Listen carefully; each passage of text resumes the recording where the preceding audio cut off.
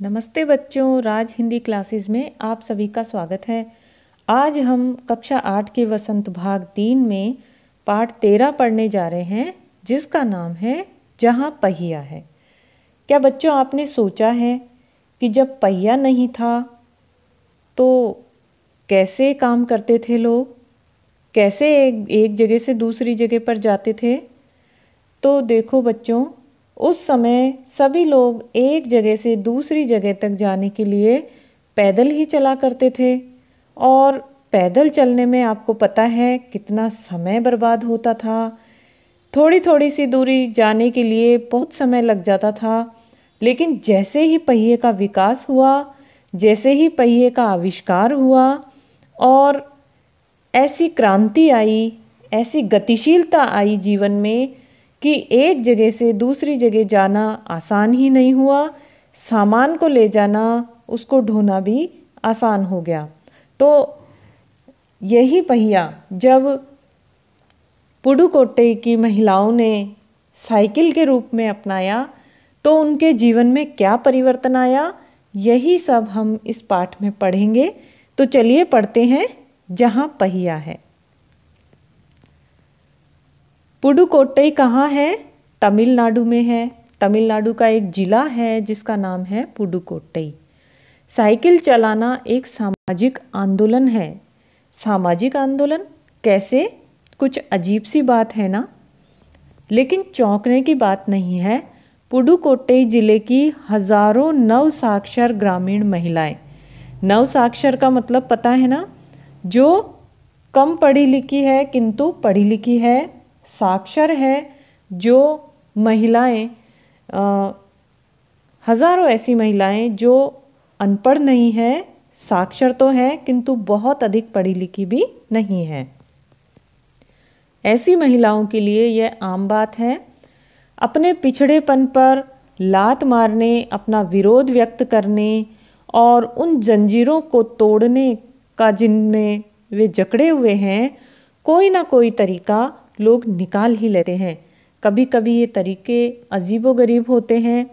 वो तरीके अजीब से कौन से हैं? देखें, भारत के सर्वाधिक गरीब जिलों में से एक जिला है पुडुकोट्टई। पिछले दिनों यहाँ की ग्रामीण महिलाओं ने अपनी स्वाधीनता, आज़ादी और गतिशीलता को अभिव्यक्त करने के लिए प्रतीक के रूप में किसे चुना? साइकिल को चुना। उनमें से अधिकांश नवसाक्षर थीं।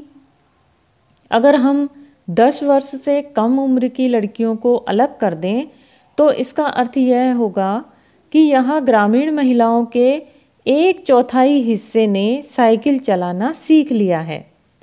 मतलब 10 साल से अधिक उम्र की लड़कियों की, महिलाओं की बात यहाँ पर हो रही है।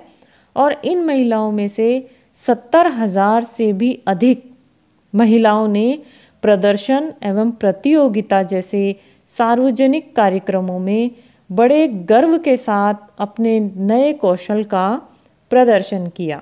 कौन सा नया कौशल? साइकिल चलाने का। और अभी भी उनमें साइकिल चलाने की इच्छा जारी है। वहाँ इसके लिए कई प्रशिक्षण शिविर भी चल रहे हैं। ग्रामीण पुडुकोट्टई के मुख्य इलाकों में अत्यंत रूढ़िवादी पृष्ठभूमि से आई युवा मुस्लिम लड़कियां सड़कों से अपनी साइकिलों पर जाती हुई दिखाई देती हैं। जमीला बीवी नामक एक युवती है जिसने साइकिल चलाना शुरू किया। मुझसे ये कहा कि यह मेरा अधिकार है, अब हम कहीं भी जा सकते हैं, अब हमें बस का इंतज़ार नहीं करना पड़ता। मुझे पता है कि जब मैंने साइकिल चलाना शुरू किया तो लोग फप्तियाँ कसते थे, लेकिन मैंने उस पर कोई ध्यान नहीं दिया। फप्तियाँ इसलिए कसते थे क्योंकि लोगों को ये एकदम नई बात लगती थी, क्योंकि महिलाएं हमेशा घर में ही रहती थीं, अपने दैनिक जो कार्य हैं वो स्वयं ही करती थी। किसी प्रकार का यंत्र, किसी प्रकार की कोई सुविधा उनके लिए नहीं थी। और जब उन्होंने अपनी सुविधा के रूप में साइकिल चलाना शुरू किया तो सब लोग उनसे ईर्ष्या भी करते थे, उन्हें फप्तियाँ भी कसते थे, सभी करते थे, किंतु उन्होंने हार नहीं मानी। फातिमा एक माध्यमिक स्कूल में पढ़ाती है और उन्हें साइकिल चलाने का ऐसा चाव लगा है कि हर शाम आधा घंटे के लिए किराए पर साइकिल लेती है। देखिए, माध्यमिक स्कूल यानी जो 10वीं तक के स्कूल होते हैं, पहली से लेकर 10वीं तक के स्कूल माध्यमिक स्कूल कहलाते हैं, और जो पहली से 12वीं तक के स्कूल होते हैं वो उच्च माध्यमिक स्कूल कहलाते हैं। तो जो फातिमा थी वो माध्यमिक स्कूल में पढ़ाती थी और वो आधे घंटे के लिए ही सही लेकिन किराए पर साइकिल लेती थी और उसे चलाती थी। एक नई साइकिल खरीदने की उसकी हैसियत नहीं है। फातिमा ने बताया कि साइकिल चलाने में एक ख़ास तरह की आज़ादी है, हमें किसी पर निर्भर नहीं रहना पड़ता, मैं कभी इसे नहीं छोड़ूंगी। जमीला, फातिमा और उनकी मित्र अवकन्नी, इन सब की उम्र 20 वर्ष के आसपास है और इन्होंने अपने समुदाय की अनेक युवतियों को साइकिल चलाना सिखाया है। आगे देखते हैं कि इस जिले में साइकिल की धूम मची हुई है। इसकी प्रशंसकों में है महिला खेतीहर मजदूर, पत्थर खदानों में मजदूरी करने वाली औरतें और गांवों में काम करने वाली नर्सें, क्योंकि इन्हें अपने दैनिक कार्य के लिए इस साधन की आवश्यकता थी। बालवाड़ी और आंगनबाड़ी कार्यकर्ता, बेशकीमती पत्थरों को तराशने में लगी औरतें और स्कूल की अध्यापिकाएं भी साइकिल का जमकर इस्तेमाल कर रही हैं। ग्राम सेविकाएं और दोपहर का भोजन पहुंचाने वाली औरतें भी पीछे नहीं हैं, वो अपना भोजन साइकिल के माध्यम से पहुंचाती हैं। सबसे बड़ी संख्या उन लोगों की है जो अभी नवसाक्षर हैं। जिस किसी नवसाक्षर अथवा नई साइकिल चलाने वाली महिला से मैंने बातचीत की, उसने साइकिल चलाने और अपनी व्यक्तिगत आज़ादी के बीच एक सीधा संबंध बताया। साइकिल आंदोलन की एक अगुआ का कहना है, अगुआ का कहना मतलब जिसने साइकिल चलाना आगे होकर सीखा और आंदोलन में हिस्सा लिया, ऐसी महिला का कहना है कि मुख्य बात यह है कि इस आंदोलन ने महिलाओं को बहुत आत्मविश्वास प्रदान किया। महत्वपूर्ण है कि इसने पुरुषों पर उनकी निर्भरता कम कर दी है। अब हम प्राय देखते हैं कि कोई औरत अपनी साइकिल पर 4 किलोमीटर तक की दूरी आसानी से तय कर पानी लाने जाती है। पहले महिलाएं पैदल ही पानी लेने जाती थी या पुरुषों पर निर्भर हुआ करती थी, किंतु अब वो आत्मनिर्भर है। कभी कभी साथ में उसके बच्चे भी होते हैं। यहाँ तक कि साइकिल से दूसरे स्थानों से सामान ढोने की व्यवस्था भी वह खुद ही कर सकती है। लेकिन यकीन मानिए, जब इन्होंने साइकिल चलाना शुरू किया तो इन पर लोगों ने जमकर प्रहार किया, जिसे इन्हें झेलना पड़ा, गंदी गंदी टिप्पणियाँ की। लेकिन धीरे धीरे साइकिल चलाने को सामाजिक स्वीकृति मिली और इसलिए महिलाओं ने इसे अपना लिया। सामाजिक स्वीकृति का मतलब होता है बच्चों कि समाज में जो चीज़ वर्जित है, जो कार्य महिलाओं के लिए नहीं थे, जैसे साइकिल चलाना महिलाओं के लिए अच्छा नहीं समझा जाता था, वो समाज में ये मान्यता थी कि इस तरह के काम पुरुष ही कर सकते हैं। किंतु धीरे धीरे जब लोगों ने देखा कि महिलाएं भी ऐसा काम कर सकती हैं, तो ये एक सामाजिक स्वीकृति मिली, यानी लोगों को आदत हो गई महिलाओं को साइकिल चलाते हुए देखने की। तो साइकिल प्रशिक्षण शिविर देखना एक असाधारण अनुभव है। किला कुरुचि गांव में सभी साइकिल सीखने वाली महिलाएं रविवार को इकट्ठी हुई थीं। इस पाठ के जो लेखक हैं, उन्होंने पी साईनाथ जी ने इस पाठ में अलग अलग महिलाओं से पूछताछ करके और वहाँ के लोगों से पूछताछ करके हमें इस तरह की जानकारी इकट्ठा करवाई है कि किस तरह से किला कुरुचि गांव जो है उसमें रविवार को सारी महिलाएं इकट्ठा हुआ करती थीं और साइकिल चलाने के आंदोलन के समर्थन में ऐसे आवेग देखकर कोई भी हैरान हुए बिना नहीं रह सकता। उन्हें इसे सीखना ही है। साइकिल ने उन्हें पुरुषों द्वारा थोपे गए जो दायरे के अंदर रोज़मर्रा की घिसी पिटी चर्चा से बाहर निकलने का रास्ता दिखाया है और ये नव साइकिल चालक गाने भी गाती हैं साइकिल चलाते चलाते, और उन गानों में साइकिल चलाने को प्रोत्साहन भी दिया गया है। इनमें से एक गाने की पंक्ति का भाव यहाँ पर दिया गया है कि ओ बहिना आ सीखें साइकिल घूमे समय के पहिए संग। जिन्हें साइकिल चलाने का प्रशिक्षण मिल चुका है उनमें से बहुत बड़ी संख्या में साइकिल सीख चुकी महिलाएं अभी नई नई साइकिल सीखने वाली महिलाओं को भरपूर सहयोग देती है। उनमें यहाँ न केवल सीखने सिखाने की इच्छा दिखाई देती है, बल्कि उनके बीच ये उत्साह भी दिखाई देता है कि सभी महिलाओं को साइकिल चलाना सीखना चाहिए। 1992 में अंतर्राष्ट्रीय महिला दिवस के बाद अब यह जिला कभी भी पहले जैसा नहीं हो सकता। हैंडल पर झंडियाँ लगाए घंटियाँ बजाते हुए साइकिल पर सवार 1500 महिलाओं ने पुडुकोट्टई में तूफान ला दिया। महिलाओं की साइकिल चलाने की इस तैयारी ने यहाँ रहने वालों को हक्का बक्का कर दिया। सन 1992 की ये घटना है कि जब 1500 महिलाओं ने एक साथ यहाँ पर साइकिल चलाने का अपना हुनर दिखाया, तो उसके बाद ये जिला अपने आप में महत्वपूर्ण बन चुका है।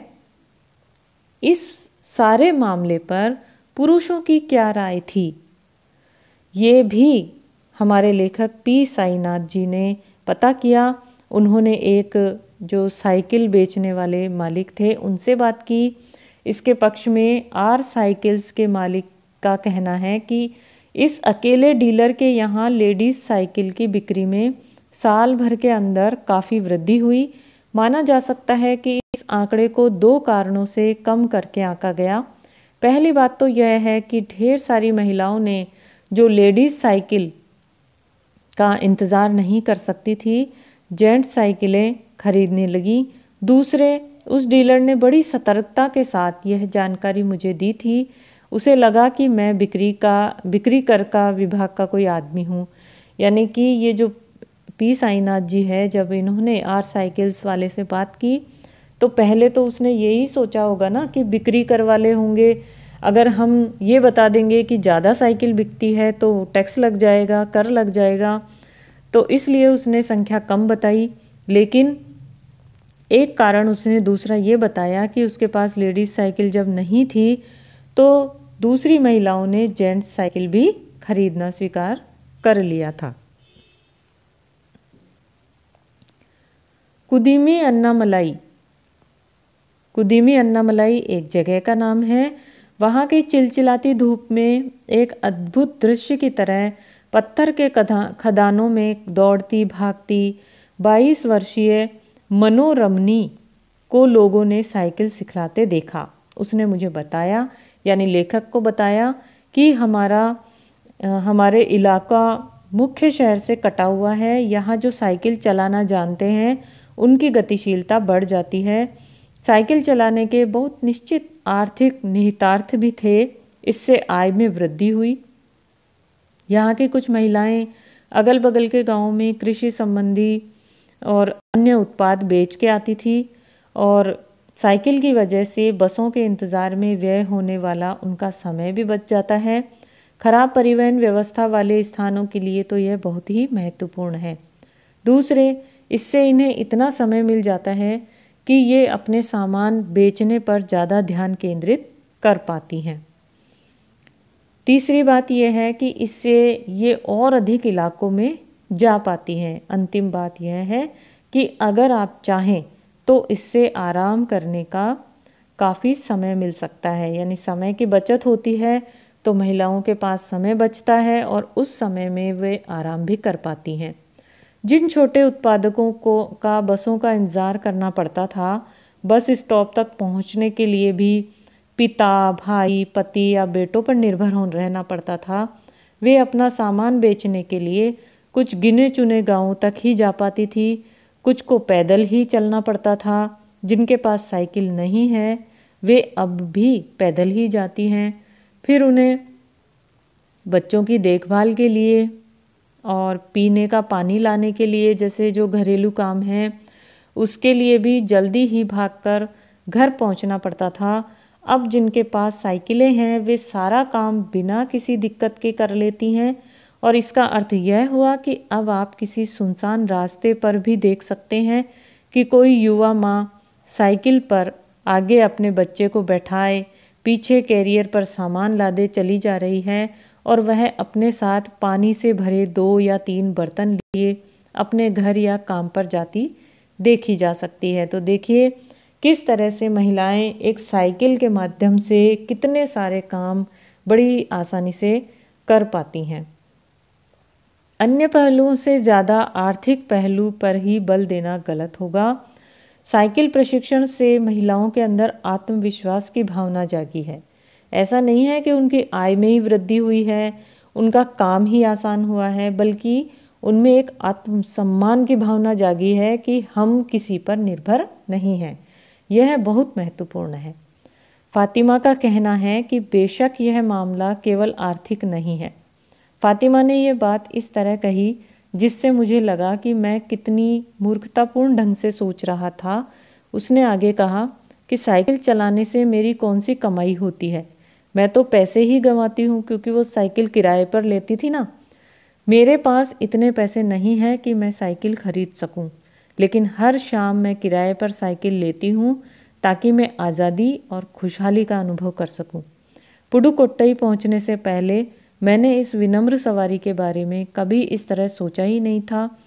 मैंने कभी साइकिल को आज़ादी का प्रतीक नहीं समझता था।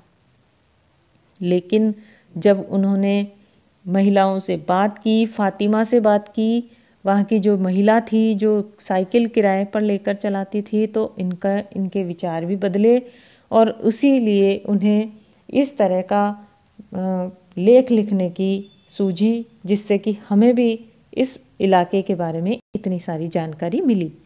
एक महिला ने इनको बताया कि लोगों के लिए यह समझना बड़ा कठिन है कि ग्रामीण महिलाओं के लिए यह कितनी बड़ी चीज़ है।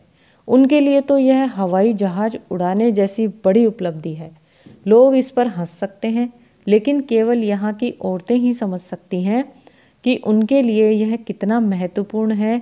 जो पुरुष इसका विरोध करते हैं वे जाएं और टहलें, क्योंकि जब साइकिल चलाने की बात आती है तो वे महिलाओं की बराबरी नहीं कर सकते। तो इस तरह से इस महिला ने अपने मन की बात लेखक से साझा की। अब देखिए हम इस पाठ का सारांश कर लेते हैं जिससे आपको पूरे पाठ का एक भाव समझ में आ जाएगा और पूरा पाठ में जो लेखक हमें बताना चाहते हैं वो आपके सामने प्रस्तुत है। कि इस पाठ में लेखक पी साईनाथ ने तमिलनाडु के एक पिछड़ा जो गांव है पुडुकोट्टई गांव की स्त्रियों द्वारा चलाया गया साइकिल आंदोलन का वर्णन किया गया है। वहां की कुछ औरतों ने जागृति लाने का प्रयास किया। वहां की महिलाओं द्वारा अपने अधिकारों और स्वतंत्रता हेतु साइकिल आंदोलन का आरंभ किया। हालांकि साइकिल चलाना कोई बड़ी बात नहीं है, किंतु पिछड़े हुए रूढ़िवादी गांव के लिए यह बहुत बड़ी बात है। इस प्रकार का आंदोलन सिद्ध करता है कि स्त्री शक्ति चाहे तो कुछ भी करने में समर्थ हो सकती है। इस पाठ में साइकिल का पहिया एक साधन के रूप में प्रस्तुत हुआ है। जहां पर पुरुष प्रधान समाज में पहले स्त्रियों को किसी भी तरह की आज़ादी नहीं थी, लेकिन पहिए के द्वारा आत्मनिर्भरता जागी और उन्होंने अपने काम स्वयं किए। अब वे स्वतंत्रता और आत्मविश्वास से अपने कार्य करती है। तो इसीलिए इस पाठ का नाम भी जहाँ पहिया है रखा गया। तो ये पाठ आपको कैसा लगा? जागृति आई, एक आत्मविश्वास, एक गौरव का अनुभव हुआ हमें इस पाठ को पढ़ने के बाद। तो वीडियो को लाइक कीजिए, शेयर कीजिए और चैनल को सब्सक्राइब कीजिए।